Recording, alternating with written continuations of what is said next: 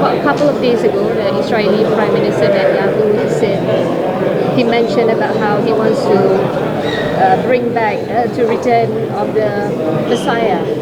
How do you see this mixing of people suffering with apocalyptic rhetorics?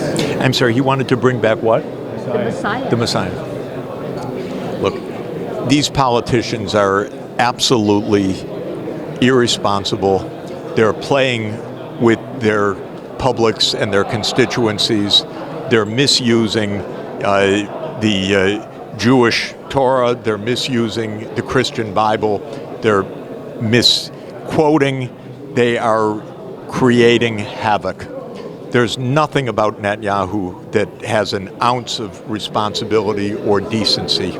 He is a man of extraordinary violence, and he has been the author of innumerable wars in the Middle East, even before this war, because he's favored war across his region in the interest of Israel's narrow and illegal occupation, his narrow goal and illegal occupation of Palestine.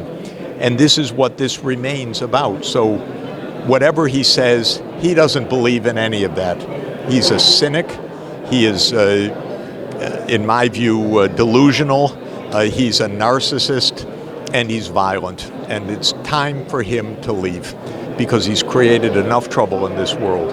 And what Israel has done this time is going to provoke a worldwide economic crisis, worldwide, to pay the price of this man's delusions.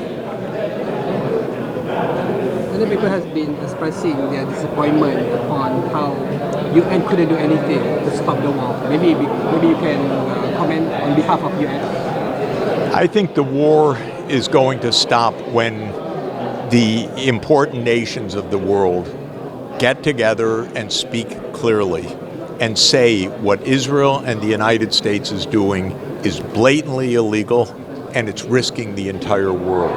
We haven't had that yet because countries that are aligned with the United States are afraid to tell the truth. Countries that have U.S. military bases in them, like Saudi Arabia or Bahrain or the Emirates, that are suffering from this, are afraid to tell the truth. And so what we have is Trump in his delusions and Netanyahu in his delusions making a violent war, and most of the world is silent. Your prime minister is a wonderful and remarkable exception to that. He speaks clearly, he speaks truthfully, he speaks morally, he speaks practically, completely correct. And we need other leaders in the world to do the same. Because if the world says to the United States and Israel, stop this barbarism, they'll have to stop it.